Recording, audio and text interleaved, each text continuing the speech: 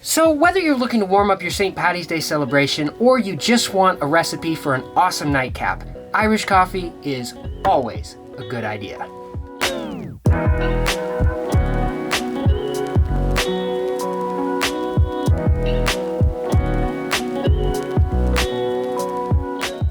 So today's recipe is from the cocktail Codex, published by the folks at the famed Death & Company bar, with a couple small tweaks of my own. Now, to make Irish coffee, the first thing we need is coffee. They just say 3 ounces hot brewed coffee, but my favorite style for Irish coffee is French press. So go check out my video on that and you can learn how to make it.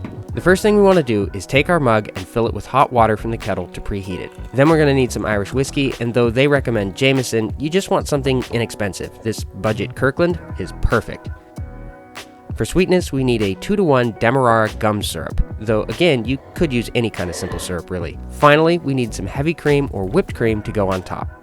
To assemble, dump the hot water out of the mug, and we'll start with 3/4 of an ounce of Demerara gum syrup. This is where you see the difference in a simple syrup thickened with gum arabic or gum syrup.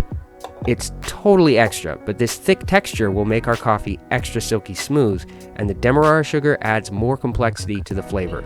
Then we add 1.5 ounces of Irish whiskey. And no, you can't really skip the whiskey. It just wouldn't be Irish coffee without it. Then it's time to add the coffee and stir everything to combine. Personally, I don't think you need to measure out 3 ounces, just fill it up almost to the top, leaving just enough room for your cream. Now, if you want to add some kind of delicious canned whipped cream, you shouldn't need me to walk you through how to do that. But if you want to go the heavy cream route, just make sure you give it a vigorous shake for about 30 seconds before you float it on top of your coffee.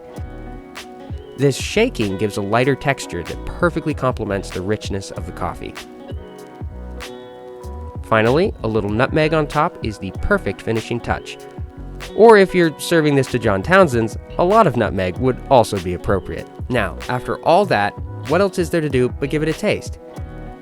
I don't think I'm going to give you guys tasting notes this time. I mean, what do you want me to say?